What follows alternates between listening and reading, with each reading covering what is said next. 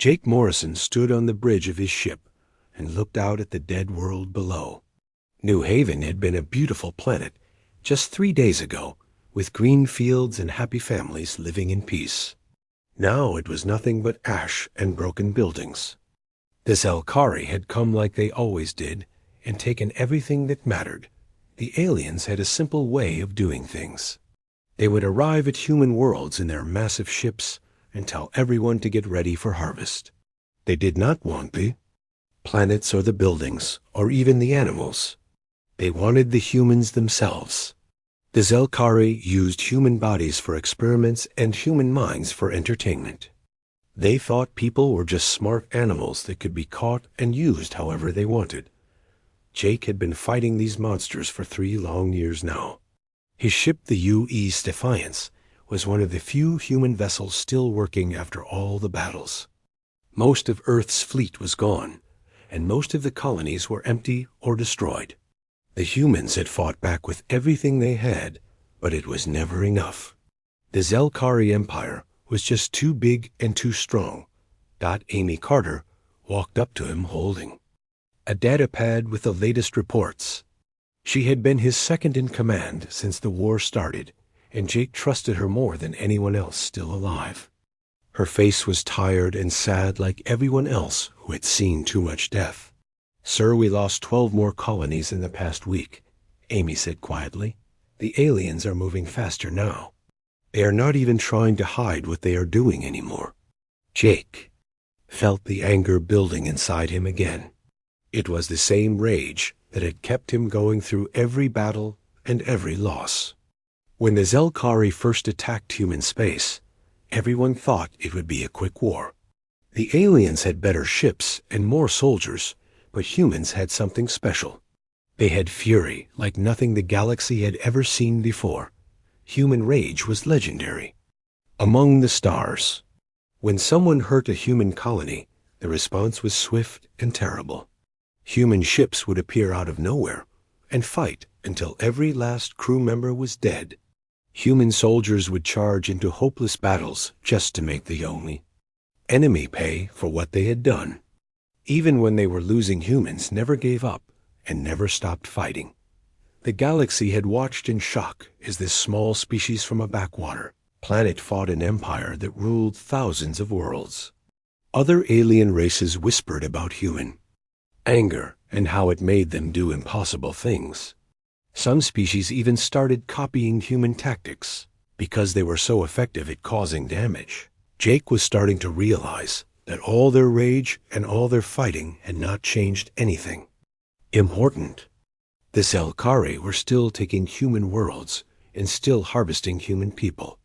If anything, the aliens seemed to enjoy the challenge of fighting such angry enemies. They would often capture human soldiers alive just to study what made them so fierce.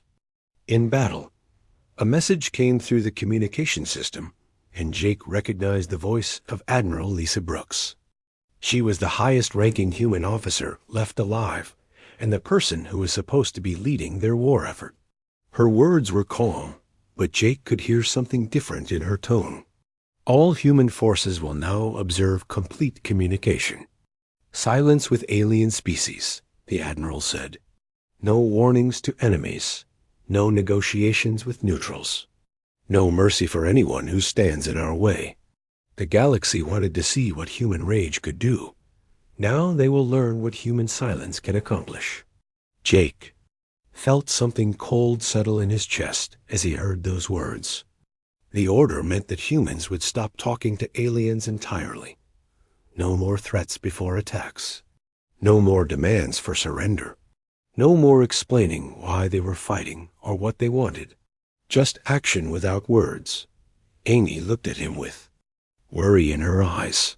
"Sir, what does this mean exactly?" she asked. Jake thought about the question for a long moment. He remembered reading old books about human history and how the most dangerous people were often the quiet ones. When someone stopped shouting and started planning, that was when real trouble began. An angry human was scary, but a thinking human was something much worse. "It means we are done being mad," Jake finally answered.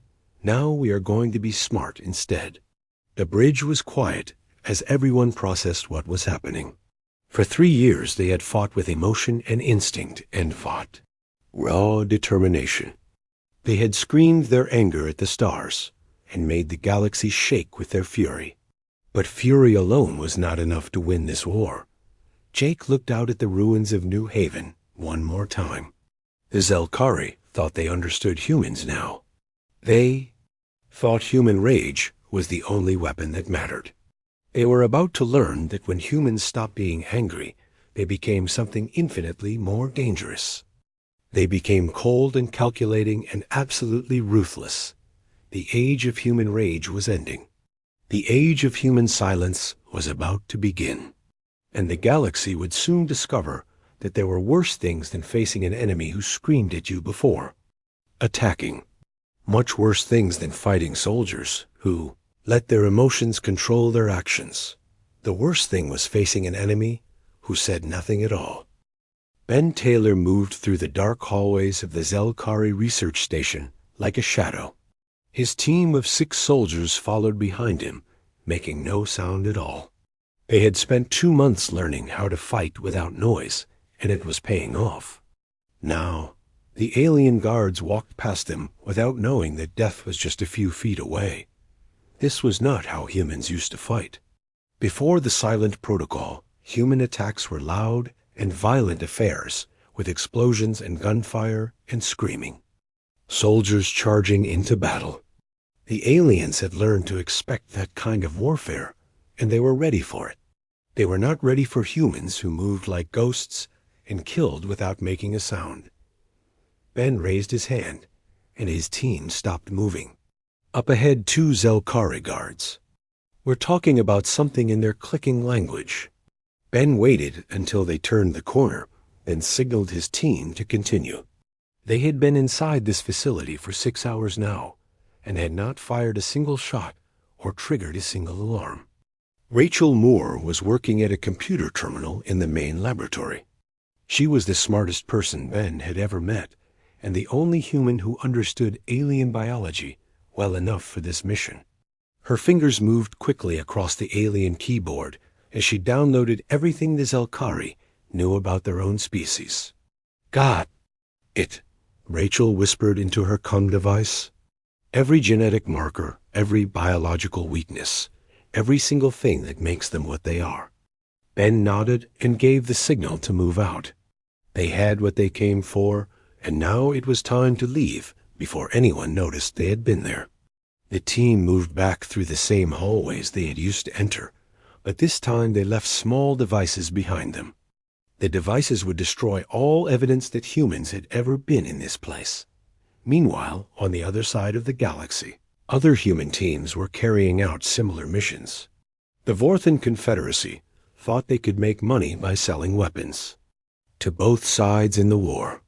They were learning that their trade ships were disappearing one by one with no explanation. No distress signals. No wreckage.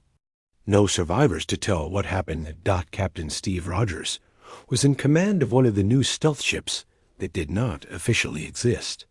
His job was to make sure that alien supply lines failed without anyone understanding why. The U-East Shadow could move through space without being detected and could destroy targets without leaving any trace of what had attacked them.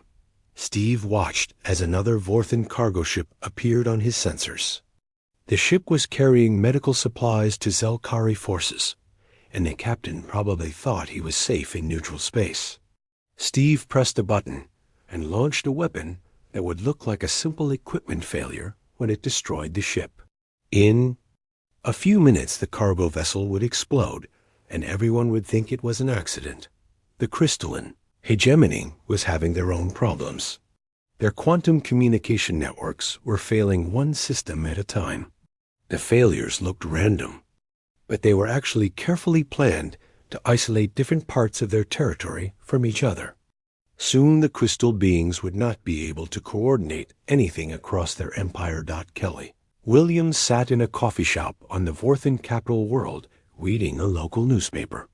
She had been living there for 6 months now, and everyone thought She was just a human refugee from the war. Nobody knew that she had learned their language perfectly and had studied their culture until she understood exactly how their society worked. Tonight, Kelly would break into their planetary defense center and make small changes to their computer systems.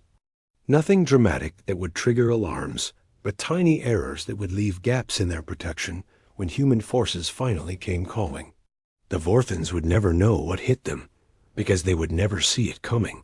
Dr. Alan Brooks worked in a hidden laboratory built inside an asteroid where no alien sensors could find it. He was perfecting the weapon that would end the Zelkari threat forever.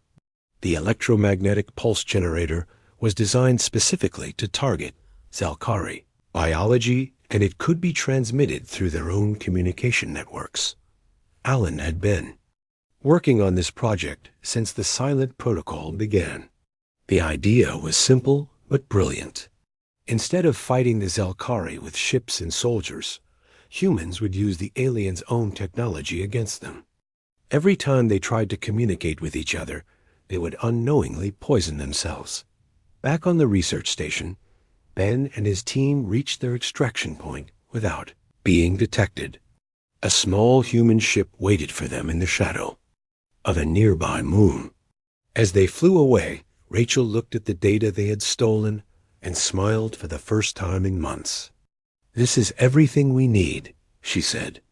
"Every Zelkari ship, every station, every world can be targeted with surgical precision. We can reach their entire species with this information."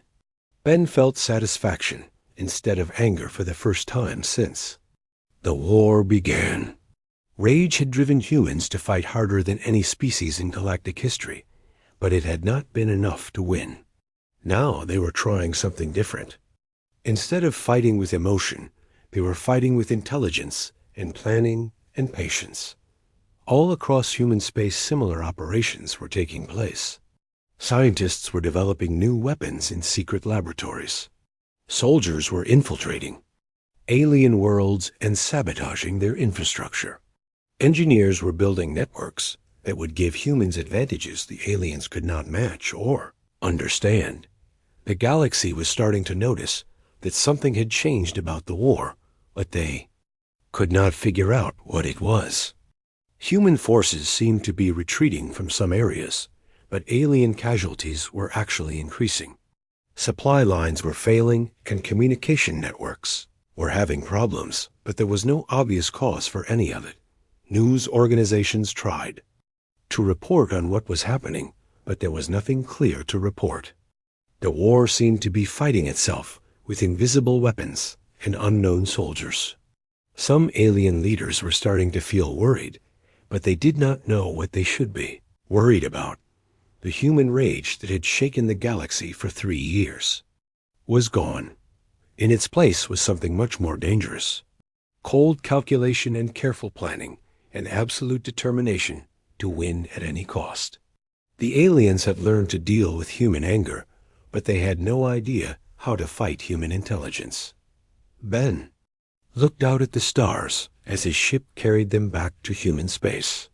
Soon the real war would begin, and it would be nothing like what had come before. Steve Rogers stared at the tactical display, showing 30 small dots moving through empty space. Each dot represented one of the new stealth ships that officially did not exist in any human military record. The U.E. Shadow and her sister ships were ghosts that could strike anywhere in the galaxy without being seen or tracked by alien sensors. The Zelkari High Command was having meetings every day, trying to understand what was happening to their empire. Their supply ships left port right on schedule, but somehow the supplies never reached the front lines. Their communication networks worked perfectly, but orders were being misunderstood or ignored completely. Reinforcement fleets departed from their home worlds but never arrived at their destinations. Steve smiled as he read the latest intelligence reports. The aliens thought their equipment was failing, but the truth was much simpler. Human teams had infiltrated every major Zelkari facility and were making tiny changes to everything. A navigation computer here, a communication relay there. Small errors that looked like normal wear and tear, but added up to complete system failure. Kelly Williams had been living on the Vorthan capital world for 8 months now, and nobody suspected anything. She worked as a translator in their government buildings and had access to most of their important computer systems. Every day she made small changes to their defensive programming. Nothing dramatic enough to trigger security alerts, but enough to leave huge holes in their protection. The Vorthans thought they were safe because they were not directly fighting humans. They were selling weapons and supplies to whoever paid the best prices and staying neutral in the war. What they did not know was that neutrality meant nothing when humans had decided you were an enemy. Kelly had already identified every weakness in their planetary defenses, and soon those weaknesses would be put to good use. Dr. Alan Brooks worked 18 hours a day in his hidden laboratory, perfecting the weapon that would change everything. The electromagnetic pulse generator was almost ready for deployment. It could target specific genetic markers that only existed in Zelkari biology, and it could be transmitted through any electronic device they used. The beautiful part of the plan was that the Zelkari would destroy themselves every time they used their own communication networks. They would unknowingly spread the signal that would kill them. Their own technology would become the delivery system for their extinction, and they would never see it coming until it was too late. Back on the bridge of the UES Shadow, Steve received new orders from command. Tonight, they would begin Phase 2 of the Silent War. Human forces had been quietly withdrawing from the contested zones for weeks now. The aliens thought this meant humans were finally giving up and retreating to their home worlds. They were wrong. The withdrawal was not a retreat. It was preparation for something the galaxy had never seen before. Every human civilian had been evacuated from a 1,000-light-year sphere of space. Every piece of human technology had been removed or destroyed. Every trace of human presence had been erased from the area.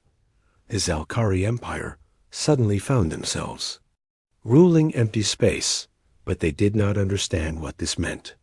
They sent survey teams to the abandoned human colonies and found nothing suspicious. The buildings were intact and the infrastructure was working, but there were no people anywhere. It was like an entire civilization had simply vanished overnight. Colonel Mike Davis led the final evacuation convoy away from the contested zone. His ships carried the last human families who had been living in the area. As they crossed into safe space, Mike felt relieved that all the civilians were out of danger. But he also felt excited about what was coming next. The empty zone was not really empty. Hidden sensors watched every alien movement. Invisible satellites tracked every ship that entered the area. Secret bases built into asteroids monitored all communication traffic. The humans had not abandoned this space.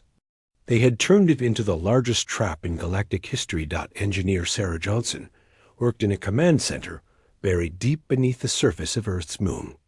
Her job was to activate the quantum relay network that humans had been secretly building for 2 years. When she pressed the button, human communication speeds would increase by a factor of 1,000, while alien networks would suddenly become slow and unreliable. The quantum network used technology that no other species in the galaxy possessed. Human scientists had been working on it since before the war began, but had kept it secret until now. Once it was active, humans would be able to coordinate military operations across thousands of light years in real time, while their enemies would be limited to normal faster-than-light communication. Dr. Rachel Moore studied the final test results for the Zelkari biological weapon. Everything looked perfect. The electromagnetic frequency would be lethal to every member of their species regardless of age or health. It would work quickly and painlessly, but there would be no way to reverse its effects once exposure occurred. Rachel felt no guilt about what they were planning. The Zelkari had made their choice when they decided to harvest human beings like animals. They had shown no mercy to children or families, or anyone else who got in their way. Now they would receive the same mercy they had shown to others all across human space. Similar preparations were being completed. Infiltration teams confirmed their targets were ready. Stealth ships moved into final positions. Secret weapons were loaded and armed. A phantom war that had been raging invisibly for months was about to become very real and very visible. The galaxy would soon learn that human silence was not the absence of action. It was the sound of careful planning and methodical preparation. While aliens had been trying to understand what humans were doing, humans had been getting ready to do something that would reshape the balance of power among the stars. Steve looked at his mission clock and saw that 0 hour was approaching. In less than 24 hours, the Zelkari Empire would discover what happened when you made enemies of a species that was capable of thinking as well as fighting. They had learned to fear human rage, but they had no idea how to deal with human intelligence. The Phantom War was ending. The real war was about to begin. And when it was over, the galaxy would be a very different place than it had been before humans decided to stop talking and start acting. The first phase of humanity's silent revolution began at exactly 3 in the morning, universal time. Across 17 different star systems, Zelkari worlds found their atmospheric processors failing at the same moment. The machines that kept their air breathable and their weather stable simply stopped working for no apparent reason. The failures were not caused by weapons or sabotage that anyone could detect. Instead, they resulted from critical programming errors that had been introduced months earlier by human infiltrators who no longer existed in any official records. The Zelkari engineers who tried to fix the problems found that every repair attempt only made things worse. On the Zelkari, homeworld of Zephyros Prime, the planetary governor called an emergency meeting with his top advisors. They had been receiving reports of system failures from colonies throughout their empire, but nobody could explain what was causing them. The failures all looked like random equipment malfunctions, but the timing was too perfect to be a coincidence. How many worlds are affected? The governor asked his military commander. 17 so far, but the number keeps growing, came the reply. Every few hours we lose contact with another colony. When we send ships to investigate, we find the atmospheric systems have failed, and the populations are evacuating to emergency shelters. The governor felt a chill run through his body. The Zelkari Empire controlled thousands of worlds and billions of people. If their life support systems were failing across multiple planets, then this was not an accident.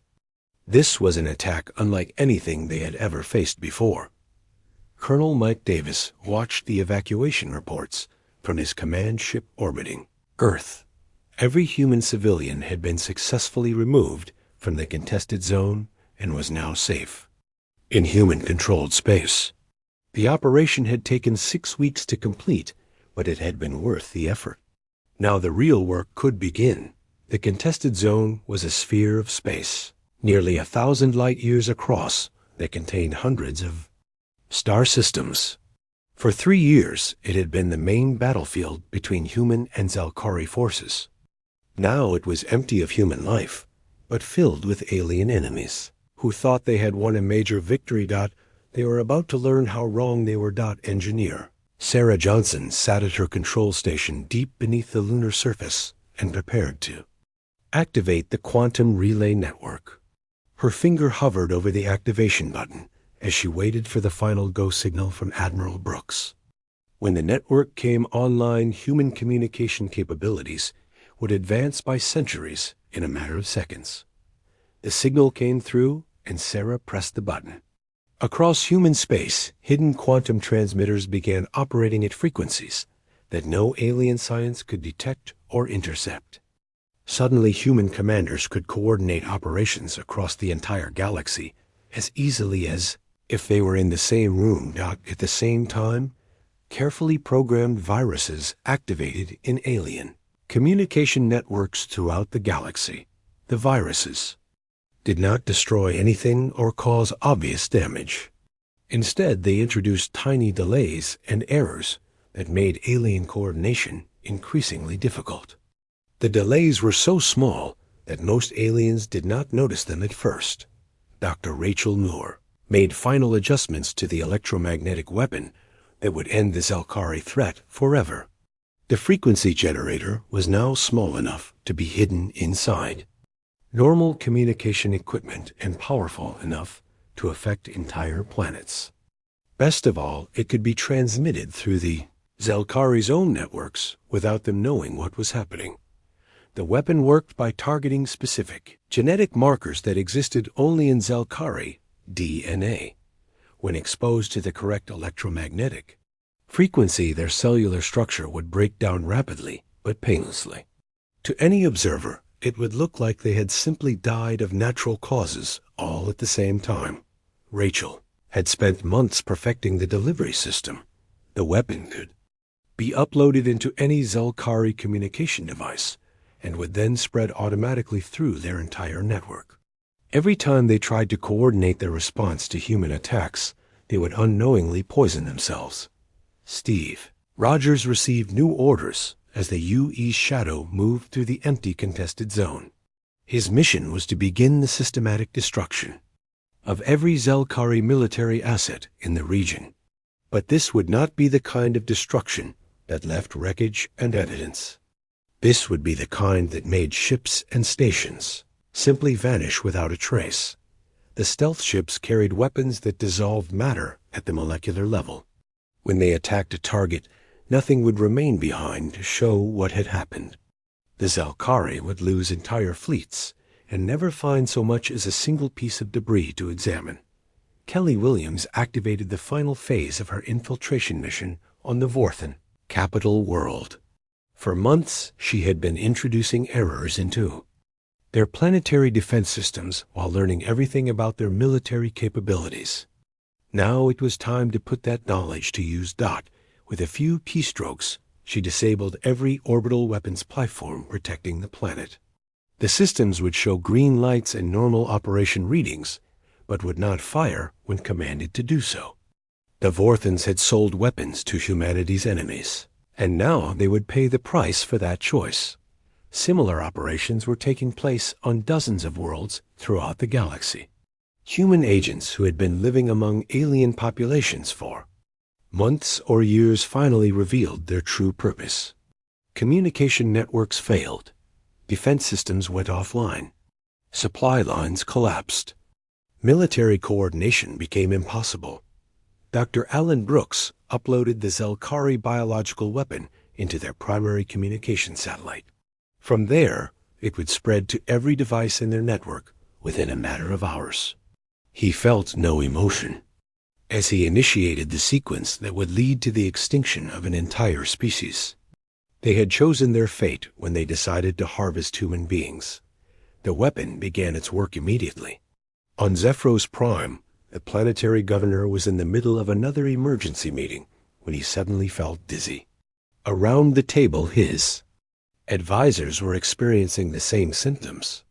Within minutes, they were all unconscious. Within an hour, they were all dead. The same scene was playing out across every Zelkari world simultaneously. In their ships, in their stations, in their homes and offices and military bases.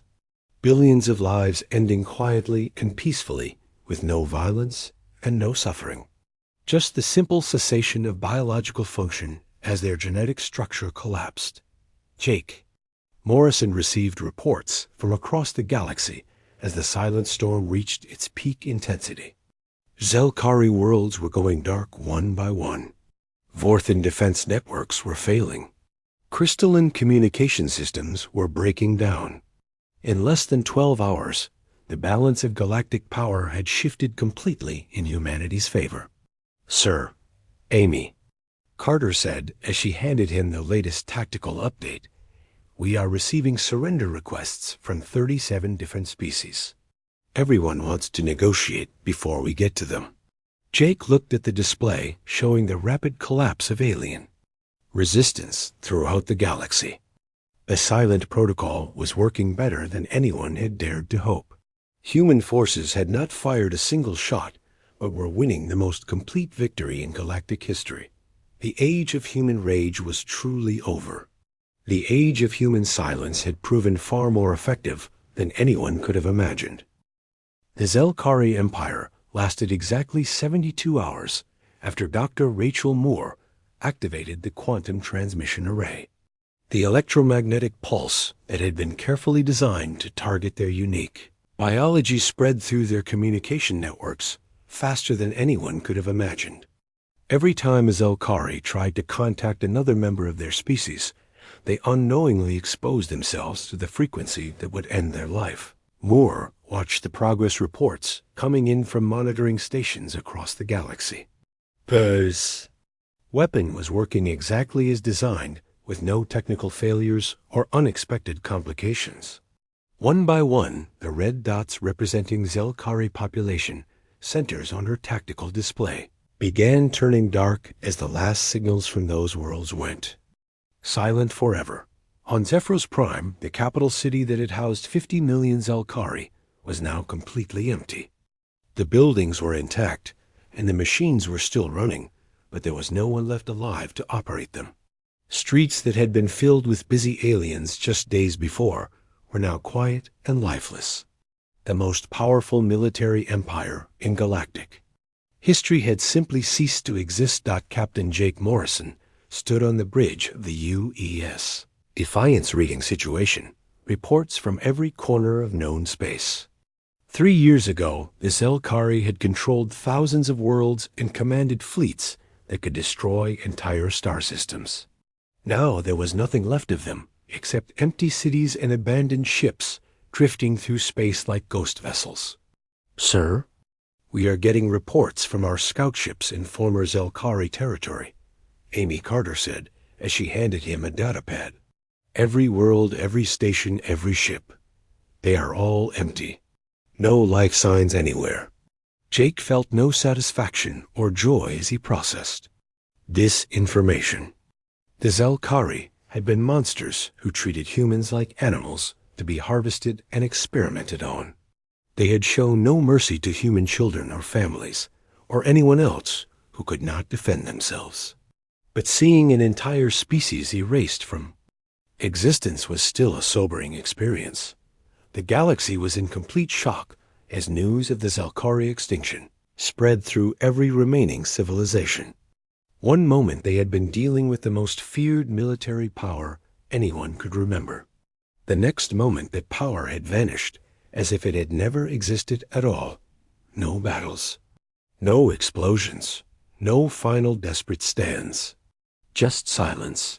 Admiral Lisa Brooks received communication requests from dozens of alien governments every hour. Species that had been enemies or rivals of humanity were suddenly very interested in establishing peaceful relations. The Vorthan Confederacy was offering to pay massive compensation for any role they might have played in supporting Zelkari forces. The Crystalline Hegemony was requesting immediate diplomatic meetings to discuss mutual cooperation agreements. Admiral, we have received over 10,000 surrender requests in the past 6 hours, her communication officer reported. Every major power in this part of the galaxy is trying to negotiate with us. Lisa looked at the tactical display that showed the current military situation. Human forces had not engaged in a single conventional battle during the entire silent campaign, but had achieved total victory over their enemies. The quantum communication network gave them coordination capabilities that no other species could match. The stealth ships made it impossible for aliens to track or intercept human movements. And the biological weapon had eliminated their primary threat without requiring any direct combat. Are we responding to any of the surrender requests? The officer asked. No, Lisa replied firmly. The silent protocol remains in effect until further notice.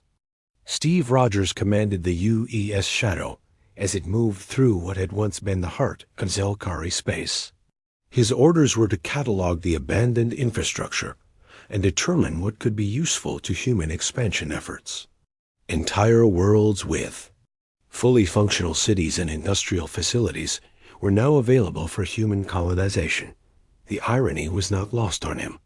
The Zelkari had spent decades building an empire designed to harvest and exploit other species. Now that empire would serve as the foundation for human expansion across the galaxy. The hunters had become the hunted, and their hunting grounds had become human territory. Kelly Williams walked through the empty halls of the Vorthan Planetary Defense Center. The alien technicians who had worked here were all gone. Some had fled when their systems started failing. Others had simply abandoned their posts when they realized that their defenses were useless against an enemy they could not see or fight. The Vorthans had thought they could profit from the war between humans and Zelkari by selling weapons to both sides. They had learned too late that there were no neutral parties in this conflict. You were either with humanity or you were against them, and being against them was no longer a survivable position. Dr. Alan Brooks shut down the laboratory where he had developed the weapon that ended the Zelkari species. The electromagnetic frequency generator had worked perfectly, and there was no longer any need for it. He carefully destroyed all the research data and equipment to make sure that no one could ever recreate what he had built. Some of his colleagues had asked if he felt guilty about being responsible for the death of billions of intelligent beings. Alan had thought about this question seriously and decided that he felt no guilt at all. The Zelkari had made their choice when they decided to treat humans as livestock. Every action had consequences, and they had simply experienced the consequences of their actions. Back on Earth, the news networks were struggling to report on events that seemed impossible to believe. The most powerful empire in known history had been destroyed in less than 3 days by an enemy that had seemed to be losing the war just weeks earlier. Military analysts tried to explain how this could have happened, but no one had any clear answers. The human government was receiving requests for information from every remaining alien civilization. Everyone wanted to know how humanity had achieved such a complete victory and whether they were planning to continue their expansion. The requests were polite and respectful in a way that would have been unthinkable just months earlier. Jake Morrison read through casualty reports from the silent campaign and was amazed by what he found. Human military losses had been almost zero. A few infiltration teams had been captured or killed during their missions, but the total number of human deaths was less than 100. In exchange for those minimal losses, humanity had eliminated its greatest enemy and established dominance over a significant portion of the galaxy. The transformation from the Age of Rage to the Age of Silence had been more successful than anyone had dared to hope. Instead of fighting with emotion and fury, humans had learned to fight with intelligence and planning and patience. The results spoke for themselves. Amy Carter brought him the latest diplomatic reports. Sir, 17 different species have offered to become human protectorates. They are requesting our protection in exchange for complete submission to human authority. Jake nodded slowly as he considered the implications. The galaxy had learned to fear human rage over the past 3 years. Now they were learning to respect human silence, and that respect was quickly turning into something that looked very much like worship. 5 years after the end of the Silent War, Ambassador Kate Lewis stood before the Galactic Council on the neutral world of Harmony Station. It was the first time in half a decade that humanity had spoken officially to any alien species.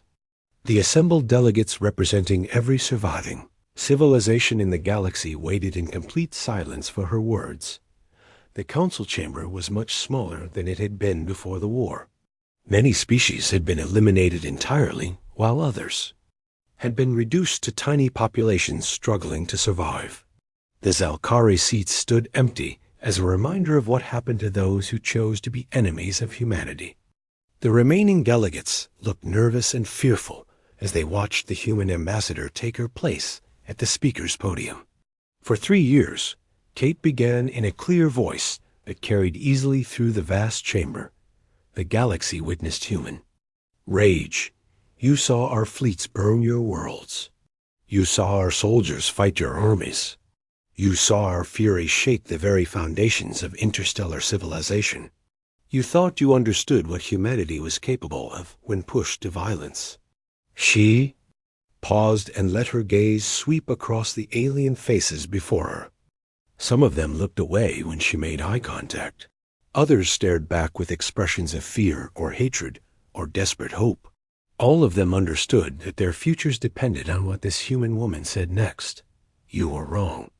Our rage was legendary, but our silence was worse. In 5 years of silence, we have reshaped the galaxy according to human principles. We have ended threats before they could emerge. We have prevented wars before they could begin. We have eliminated problems that you did not even know existed. General Pete Clark stepped forward carrying a simple document folder. He was the highest-ranking human military officer, and his presence sent a clear message about the serious nature of this meeting. The folder he carried contained the new rules that would govern galactic civilization from this day forward. These are the new rules for galactic civilization, Kate continued as General Clark handed her the document. They are not negotiable. They are not subject to revision. They exist because we will them to exist, and they will continue to exist as long as we will them to continue. The document was surprisingly simple, considering that it would determine the fate of billions of intelligent beings across thousands of worlds. No slavery of any kind. No genocide or mass killing of populations. No unprovoked aggression against other species. No exploitation of developing civilizations. All disputes between species would be resolved through arbitration rather than warfare. Some of you may be wondering, Kate said as she looked around the chamber, what happens if you choose not to follow these rules? The Zalkari Empire asked that same question 5 years ago. The answer lies in the empty space where their civilization once existed. She gestured toward the viewing ports that showed the stars beyond the station. Many of those stars had once been surrounded by Zalkari worlds filled with busy cities and thriving populations. Now they were just empty solar systems with abandoned planets that served as monuments to the price of defying human authority. The delegate from the Vorthan Confederacy raised a tentative hand to ask a question. Kate nodded for him to speak. Ambassador Lewis, the Vorthan said in carefully pronounced human language, what assurance do we have that humanity will not decide to eliminate us as well if we displease you in some way? Kate smiled coldly at the question. The Vorthans had learned their lesson about trying to profit from human suffering, but they were still worried about their long-term survival. Their concern was understandable, given what had happened to other species that had opposed humanity. The assurance you have, Kate replied, is that following our rules ensures your continued existence, while breaking them ensures your extinction. We are not interested in ruling other species directly. We are interested in maintaining peace and preventing the kind of exploitation that led to this war in the first place. The crystalline hegemony delegate spoke next. What role will humanity play in galactic affairs going forward? Will you be establishing colonies in former Zalkari territory? Humanity will establish colonies wherever we choose to establish them. Kate answered bluntly. We will trade with species that offer fair terms and ignore species that do not. We will intervene in conflicts that threaten galactic stability, and we will eliminate threats that cannot be resolved through peaceful means. General Clark stepped forward again and activated a holographic display that showed the current military situation across the galaxy. Human forces now controlled nearly 30% of known space, either directly through colonies or indirectly through protectorate agreements with smaller species. The quantum communication network gave them coordination capabilities that no other civilization could match. The age of large-scale warfare between spacefaring civilizations is over, Kate announced as the delegates studied the display. Any species that attempts to build military forces capable of threatening other worlds will be dealt with before they can become a problem. Any government that practices slavery or genocide will be removed from power immediately. The impact of her words was clear to everyone in the chamber. Humanity had not just won a war. They had established a new order for the entire galaxy based on human values and enforced by human power. The days when alien empires could conquer and exploit weaker species were finished forever. Kate looked around the chamber one final time before delivering her closing statement. Humanity will return to normal diplomatic and trade relations with all species who accept the new order. We will speak when spoken to, and we will maintain the peace that we have created. But remember what you have learned here today. She paused for dramatic effect as every delegate in the chamber leaned forward to hear her final words. The galaxy learned to fear our rage over the past 3 years. We hope it will learn to respect our silence going forward, because the next time humanity goes quiet, we might not be so generous with our mercy. As the human delegation prepared to leave the chamber, Kate offered one last observation that would echo through galactic history for generations to come. Some of you may think that what we have done here is unfair or unjust. You may believe that no single species has the right to impose its will on all others. But consider this carefully. The chamber was absolutely silent as every alien present waited to hear what she would say next. Everything we have accomplished was done in response to aggression that you initiated. We did not seek this war. We did not want to become the dominant power in the galaxy. But when you forced us to choose between submission and resistance, we chose resistance. And when resistance was not enough, we chose dominance. Kate walked toward the exit, but stopped just before leaving to deliver her final words. The most terrifying thing about humanity is not what we do when we are angry. It is what we do when we stop being angry altogether. Today marks the beginning of a new age of peace and prosperity for all species willing to accept it. For those who are not willing, the Zelkari territories serve as an excellent example of the alternative. The age of human silence had ended. The age of human dominance had begun. And across the galaxy, every surviving species understood that sometimes the most dangerous enemy was not the one who screamed threats before attacking, but the one who said nothing at all until it was too late. To resist